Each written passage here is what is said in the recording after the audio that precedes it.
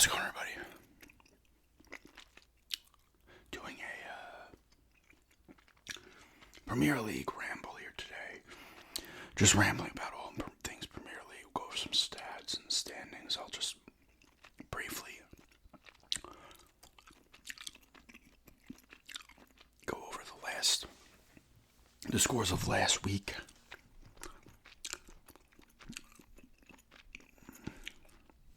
Which for some reason is not on this FOT mob. It's not up, but West Ham beat Sunderland 3-1. Burnley and Tottenham draw was a 2-2. Was a 2-2 draw. Fulham beat Brighton 2-1. Man City beat the Wolves 2-0.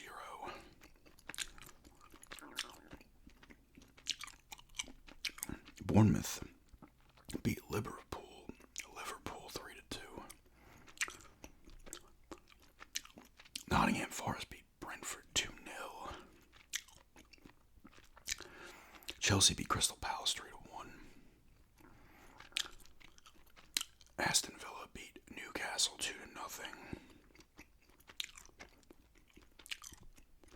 And Manchester United beat Arsenal 3-2. Leeds and Everton was a 1-1 draw. Coming up this weekend, we've got Brighton versus Everton, Leeds versus Arsenal, the Wolves versus Bournemouth, Chelsea versus West Ham, Liverpool versus Newcastle. Those are the Saturday games. Sunday, Aston Villa versus Brentford, Man U versus Fulham, Nottingham Forest versus Crystal Palace, Tottenham versus Man City, and then Monday, Sunderland versus Burnley. Arsenal is in first with 50 points and a 25 goal differential, which is not the best in the league right now. They're 15-5-3, 15 wins, 5 draws, 3 losses. Man City's in second with 46 points. They're at plus 26 in goal differential. They're 14-4-5. Aston Villa is in third. They have the same amount of points, 46, but their goal differential is only 10. And they're 14-4-5. Manchester United's in fourth at 10-8-5, the plus 7 at 38 points. And then rounding out the top 5 is Chelsea at 10-7-6 with a plus 14 goal differential, 37 points. Followed by Liverpool at 6th, Fulham, Brentford, Newcastle, Everton, Sunderland, Brighton, Bournemouth. Tottenham's in 14th. Like, aren't they part of like the Big Six or the Cartel Six, whatever I see people call them? I don't know about that. In 14th, Crystal Palace 15th, then followed by Leeds, Nottingham Forest. And West Ham, Burnley, and the Wolves are in the relegation spot right now. The top 4 are Champions Leagues. I guess they'd go to the Champions League, and the 5th place is the Europa League, right? Yeah. That's what Aston Villa's in right now. They're doing pretty good. I think they might be playing today. I think they only have 1 loss. I think they're in 2nd place in the Europa League. What's the news? I want to go to transfers real quick. Whoops. Let's go to team stats first. The overall FOTMOB rating is Manchester City at 7.20, followed by Arsenal at 7.04, and Manchester United at 7.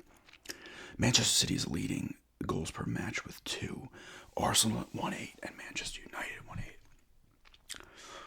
Goals conceded per match is best right now is Arsenal at 0.7, Manchester City 0.9, Chelsea 1.1, Villa is also at 1.1. Average possession, Liverpool at 61.8% to lead the way, followed by Manchester City and Arsenal.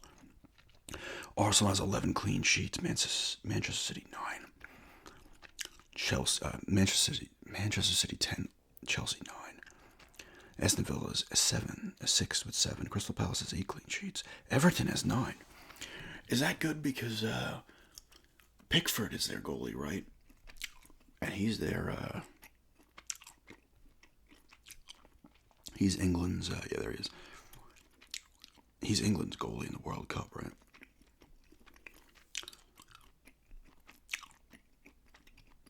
Attendance, Manchester United's in first. I mean, this depends on how big your stadium is too, right? West Ham is in second. Tottenham's in third. Do they all play in the same stadium? Because I know a lot of those teams are in the London area, right? They're like right in the greater London, is that what you'd call it? Like they'll be like the greater New York City or the greater Los Angeles or Chicago areas. They're because I know a lot of them play in London. They're all like, if you see the map, it's like they're all around London, like right in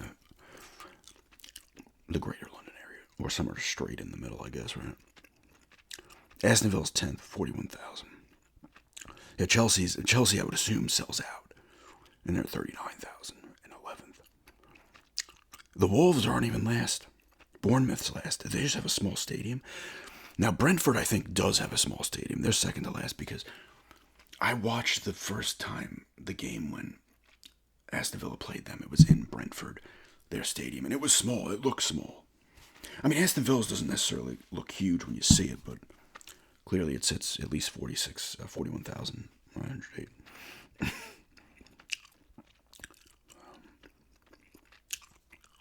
I love how attendance is a stat. Shots per match, Manchester United at 5.6. On target per match, I should say. Manchester City at 5.1. Arsenal at 4.9. Followed by Bournemouth at 4.8. Chelsea 4.7. Newcastle 4.7. Aston Villa's 4.6. 4.5. And Aston Villa's shot conversion rate is solid at 12.6. Manchester City's is 14.6. Brentford's 14.5. The Wolves are 7.2. Nottingham Forest 8.4. Liverpool's only 9.9.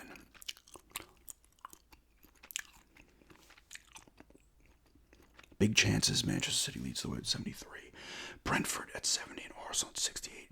Manchester City has the most big chances missed. Arsenal and then Crystal Palace.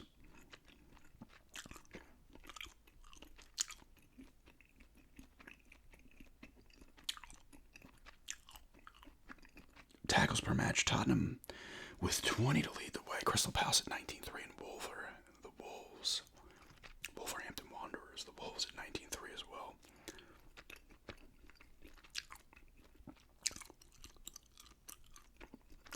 Fouls per match, Wolves 14.1 to lead the way. Liverpool only has 9.5. They're the least. Tottenham has the most yellow cards at 58, so is Brighton. That's 58 as well. Bournemouth 55. 5 red cards for Chelsea to lead the way. Player stats. Holland has 20 goals for Manchester City. And now they have Semenyo, who's third at 11. Oh, Manchester. How did these teams end up with these dudes? I was like reading, I read like I said, somebody's telling me, oh, you should read like the transfer and how like the way they can spend and stuff. And it's like, I was reading how like you can spend like, I guess like, I don't know, I can't remember everything, but a percentage of like your revenue and how it works. I have to like read if your team just makes incredible revenue, if you can spend more then. And you have to keep it at a certain point or you get penalized. And numbers, that's how I guess you have to kind of continually manipulate it by guys leaving and coming in and stuff. I don't know. I gotta read more. Thiago on Brentford's got 16 goals. Dominic Calvert-Lewin on Leeds with 9. Ollie Watkins has 8. He's tied for fifth. Fifth. And he started off very slow. Morgan Rogers has 7 for him as well. I might root for England in the World Cup. I have like no rooting interest in the U.S. outside of it just being the country I live in. Because I don't know the players. Like all of a sudden, there's at least 2 or 3. Rogers is definitely on the English team. Who's the other guy? Wait, look. They have another guy who's definitely... I don't want to say it wrong and be wrong. Come on.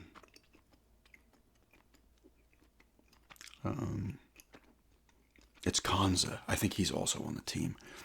I don't know if Watkins is or not, because he didn't have him on the lineup right now. I'm sure that could change. He might be there too. And 3 players. There's a little rooting interest there. I mean, I'm not going to be like heavily into it, but hey, there's rooting interest for, like I said, I am a third English. At least a third English in my background is, so.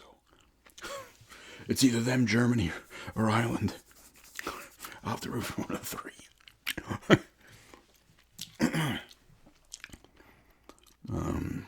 Let's go back to the player stats. Fernandez on, Man U, 10 assists to lead the way. Grealish on Everton with 6. And Cherky, 7 for, is that Manchester United? I mean Manchester City, sorry. Yes. Goals plus assists, Holland 24. Thiago 17, Fernandez 15. Fernandez has the best FOTMOB rating, 7.95. Followed by Holland and Declan Rice. He's like a big player for England, right? Declan Rice. Is he like their guy? Or is it, who's the other guy that's really good? Well, he's supposed to be good. Let me go to him. He's on Chelsea, I believe.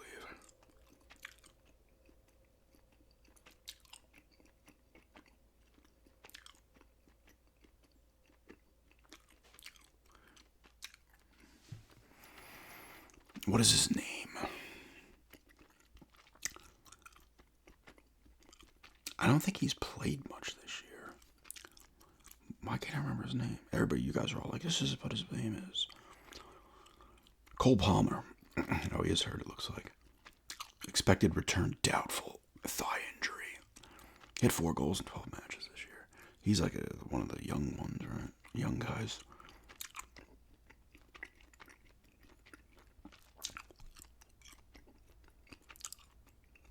What did he do last year? He had 15 goals, 8 assists last year.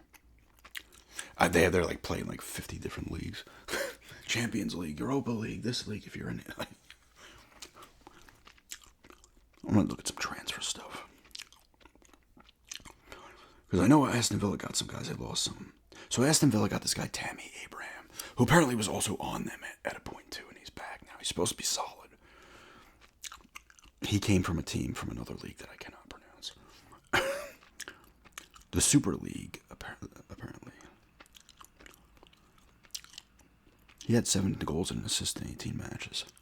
6'4", so he's, I don't know. Well, being tall is good if you want to launch up and get those headers.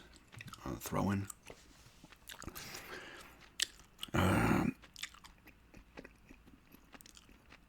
Daniel Neal goes from Sunderland to Ipswich. So he's on loan. He's just on loan. He's only played 3 matches. Adama Traore. He goes from Fulham to West Ham. He has no points in 15 matches. Jeremy Sarmiento from Brighton to Middlesbrough. Bro. He's on loan too. If you go down to a lower league or you're just on loan, then it doesn't count as like a 100% transfer. It's so weird to me. Here you go, dude. These guys are just on loan. It's like they're just like live meat. He's on loan. Take him for a little bit. I mean, they're getting paid handsomely. I'll be like, you know what? Aaron Judge is on loan to the Mets for 6 weeks. Hey, Bo Nix was hurt. We're gonna grab there's only 4 teams left in the playoffs, so we're just gonna grab fucking who? We're gonna take Josh Allen for this week. Fuck it. We're taking him on loan for this game.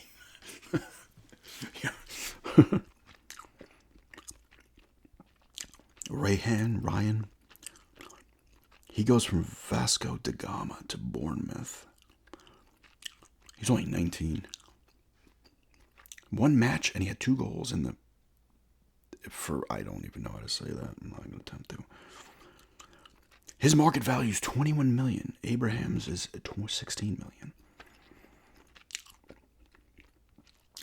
And does their market value, which is kind of interesting, does their market players' value change over the course of the year and stuff based on what they're doing? Because that's kind of cool. Actually, I feel like if that's the case, that should be every sport. But obviously other sports don't do transfers and stuff. It's trades and then free agency. So even if you're not worth it, a team's going to throw a shit ton of money at you to get you so another team doesn't. But I'd love to be. I mean, it does hurt their value in free agency if they have a shitty year, but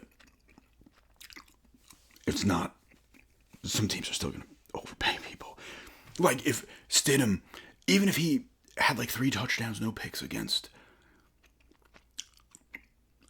the Pats and they made the Super Bowl, and say they lose the Super Bowl, but he has another good game, that could have made him like $15-20 million a year, which he probably would not be worth. Lazio to Bournemouth. He's on loan though from Serie A. Oh, he's a goalie. 9 matches, 4 clean sheets. Market value 9.3. So his fee is 1.6. So they have to pay. The other team has to pay the fee. I know, like you have to pay fees and get this stuff to keep your money. Like I said, I got to read more of it. They should just make it simple. But they said if it's like that, which is weird to me because they're like, oh, if you could spend whatever. People always say, well, Newcastle. I think it's Newcastle would get everybody because they just throw money at everybody. But why is it? I need this explained to me at least simply. Nobody has to go nuts if they respond to this with a comment. How is it that the same like 4 teams are constantly winning the Premier League? Manchester City, Manchester United. I know Arsenal does have some, not in a little bit, but they have them since 2000, right? Like 5, 6. Liverpool, Tottenham, I don't think has any. Chelsea, like why is it always the certain teams are always at the top? Why is that? I want to know why they're always at the top. Are they getting special treatment? Are they treated? Is it treated differently because they do? Do they draw the most revenue? Because I always see like before I got into it, I would know because I would just pay attention sometimes of scores and then other things I would watch, radio shows and stuff. There'd be fans of teams in the Premier League, and it was always Manchester City, Manchester United, Chelsea, Arsenal. Those are really the 4 I would always see people being fans of. I'm like, why do they only like 4 teams? There's 20, isn't there? Why is it only the 4? Because they're the best, I guess. Which I don't like to do that. Even though Aston Villa is now tied for 3rd. Somehow, Aston Villa wins the Premier League because I'm a fan now. And they know they need to impress me. Although Aston Villa was doing well. I was looking at teams that were like right there in that like 5, 6, 7, 8 range.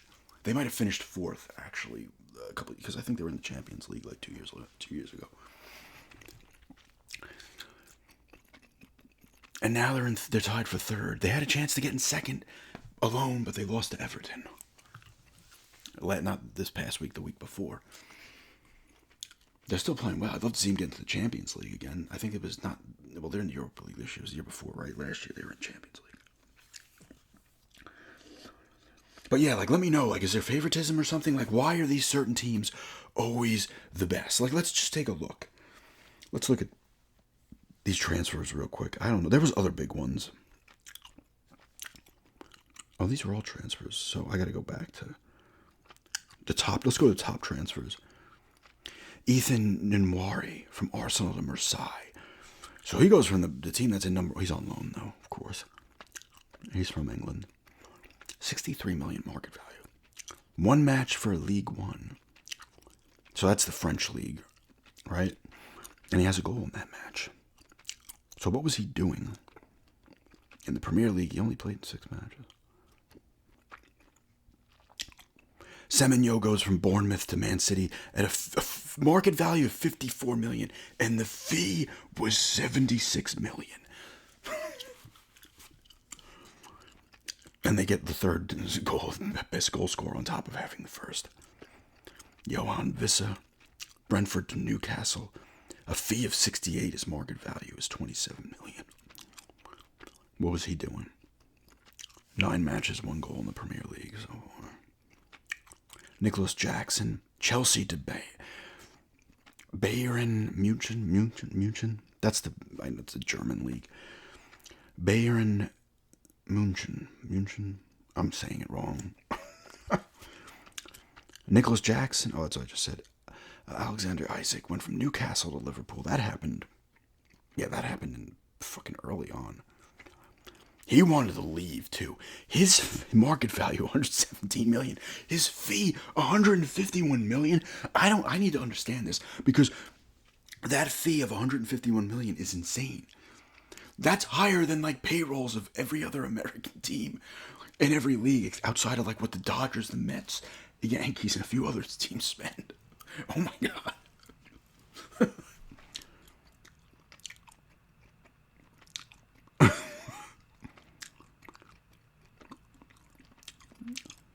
I don't know all of it, so. Teams of the week. Ooh, Martinez on the team of the week in goal. He's the team of the week goalie. He's the only one. All right, let's go to the seasons here.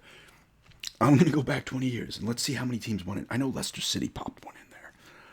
It doesn't seem to be a shit ton of parity outside of like 4 or 5 teams in Premier League. We'll go back to 2000. Liverpool wins it. Manchester City wins it. Manchester City again. Manchester City again. Manchester City again. So they win 4 in a row.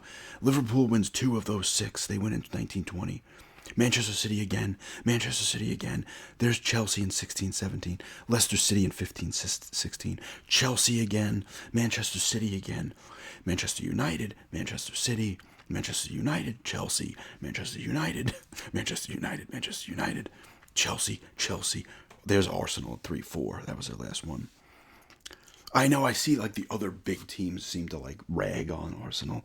Arsenal seems to get ragged on. Are they the team that everybody goes after for some reason? Like they're always supposed to be the best, but they are like the bridesmaid, but never the bride type thing. Manchester City, Arsenal again in 01-02, Manchester City again. And then even into the 99-2000 Manchester United. Sorry, it was Manchester United, not City.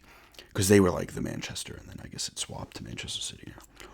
Arsenal 97-98. Manchester United again in the 90s. Blackburn Rovers in 94-95. When was the last time they were in the Premier League? Manchester United again. Aston Villa. I think that was the first year of the Premier League. Was it 1993? It was the year before. They were the runner-up. They were also the runner-up in 89-90. They last won it in 80-81. When it was whatever they called it before the Premier League. But that's nuts to me. It's like 4 teams are winning it in 25 years. Let me see. Actually, let me go to that again real quick. We'll go back to just 99-2000. Liverpool, Manchester City, that's 2 teams. Chelsea, 3 teams. Leicester City, 4. Manchester United, 5.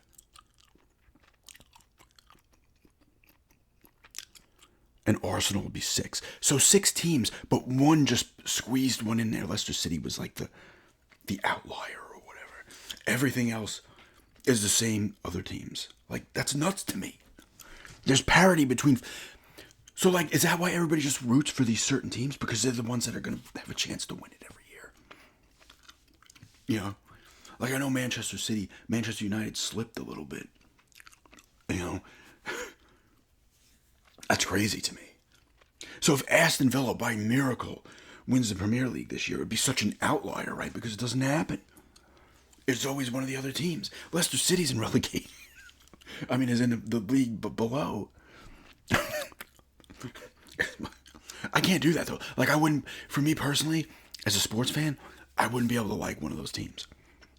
Because I'd be like, I mean, at least, maybe Manchester United at this point, because they haven't won it, but they'll win another one soon, I'm sure. It's weird to me. The same team's winning all the time. It's not fun. I don't know. But the thing I do like about the Premier League, too, is that, you know, it matters to finish in the top 4 because you get in the Champions League, you get into the Europa League and shit. But that'd be sick if they even did like a top 4 playoff or like a top 8 playoff. Or like a top 8, but kind of not like the... Kind of like the NCAA football thing they have now, the tournament. The playoff. Like, top 8 battle at, or, you know, top 6 playoffs. The top 2 get buys type thing. I know they do playoffs in some of the other things. The Europa League has a playoff. I know that. I saw that because I was checking out Aston Villa on that. I like playoffs. I like brackets. I love brackets. But it's been fun. It's been fun so far, getting into it. Aston Villa at first, I was like, oh my God, they didn't score for like 5 games. Or some shit. That was like 4. Yeah, I was like, what had I done? And then all of a sudden, they were in 3rd place. They did lose Malin to Roma, I think. Somebody else got hurt too. I think Tillemans got hurt. What is their Unai Emery? Is that their coach's name? He's supposed to be the shit. Like since he's been coaching them, they've become better. He's apparently has great tactics and shit. But he was saying something in an interview about like the Europa League, I think, with the transfer stuff, how like they were getting screwed or something. I didn't look at the thing. Because I'm trying to watch as it goes on, and even next year I will consume more of the kind of shows. I watch some people that are Aston Villa channels, just like fans that have their channels. I've watched a few of those. And it's always nice to kind of, get an idea of what's going on, because I'm still, a novice into all this stuff. And admittedly, I'm not like going hardcore into it, but it's been exciting. Like, I don't know, oh man, they have a chance to get into 2nd place, and they lose. And I'm like, oh man. And then they bounce back and won. First time beating Newcastle since 2005 in Newcastle. They have Brentford this week, who beat them the first time they played. It was the 2nd game of the season, I think. Because I watched their first 4 games. I watched the Manchester City game. That's the one. I think they scored. No, they had to hold on, I think. But I was super, I was getting that vibe I used to get with a lot of my other sports teams. Like, I was like, oh, you get that feeling, everybody knows it. You feel like any kind of sport. Yeah, start getting nervous. You're like, oh God. You're helpless. You're just a fan. You can't do anything. You just have to watch things happen. But it's been fun. It's been bad because I was thinking about getting over to England. Maybe next year, 27 probably. But I'm like, in my mind, I'm like, if Aston Villa, if Aston Villa wins the Premier League, it's like, fuck it, I'm going right over to England. I'm just going there. I'm going to show up in Birmingham and be like, I'm here, everybody's like, who the fuck is this? It would be awesome. I actually was looking at the prices of some of the tickets to their games. It's obviously British pounds, so it's, if I was looking at it at our money, it's our money's worth. I think our money is like 73 cents to their dollar to the British pound. It dropped a little bit. It's like 75. That's the thing with traveling to a place like that. It's like, you got to exchange. You ain't taking our fucking money. You got to exchange, and you're eating it. But when you exchange it back, you're getting some more back. When you come back home, you're like, oh, cool. But I'd like to go when the dollar is at least a little stronger against the British pound. But I don't know if that's going to fucking happen soon. But I was looking at prices, and they weren't that bad for some of the seats. At least, I'm going by sporting events here that can get pretty ridiculous, depending. They didn't seem that bad. Even if I wouldn't be looking at conversion rates because it doesn't matter. I was always weird. I was like, well, I'm really paying. No, I'm not. I'm using British money. I'm not using American money to buy these tickets. So it doesn't matter. It is what it is,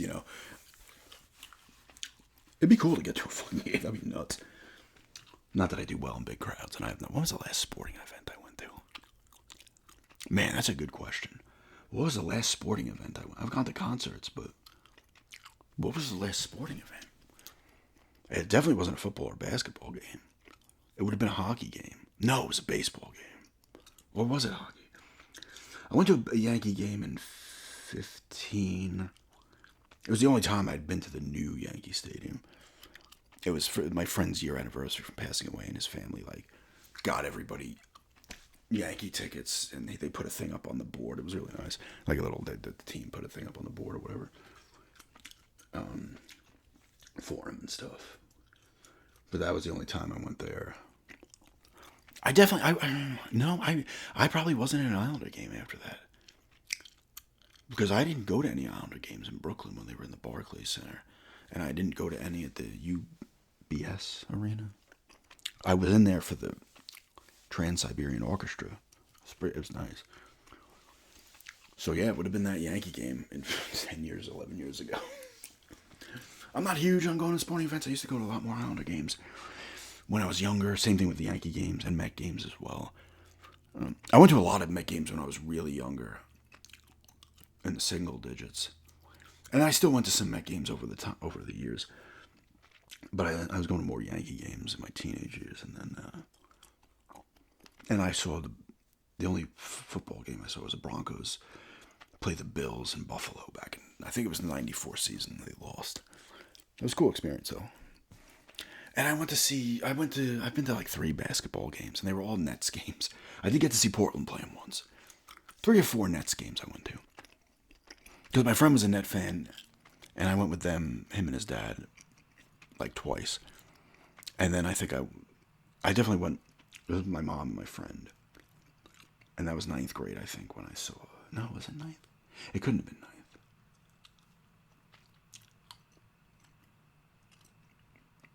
It would have to have been 10th, right? It would have to have been 10th because Drexler wasn't on the team, and I don't think he was hurt. I'm pretty sure Otis Thorpe was still there. Anyway, just a Premier League ramble. I'm going to do more of these kind of Premier League rambles. Just go over the scores real quick from the last week and stuff. Because I'm better at rambling. It's the thing with the Premier League doing the recaps. It's tougher because I might still go back and maybe do 2 weeks in one, but I need to read off less stats because it's just too much like quick words to me, and it just starts to like jumble in my head when I'm just like they win the possession battle, this to this, touch throw-ins and stuff. It's just like football flows better because the stats are just the player stats. Maybe I go to the player stats instead, or just be like goals, assists, saves, and stuff like that. Football's just a little, it's like 6 catches for 150 yards, 257 yards. But even still, sometimes that will get a little like, or I start fumbling over my words and shit. But anyway, Premier League recap. How's your team doing? Did you get anybody good in the transfer window? Is that still on or is it closed? I don't know. But yeah, thanks for checking this out, and have a good day.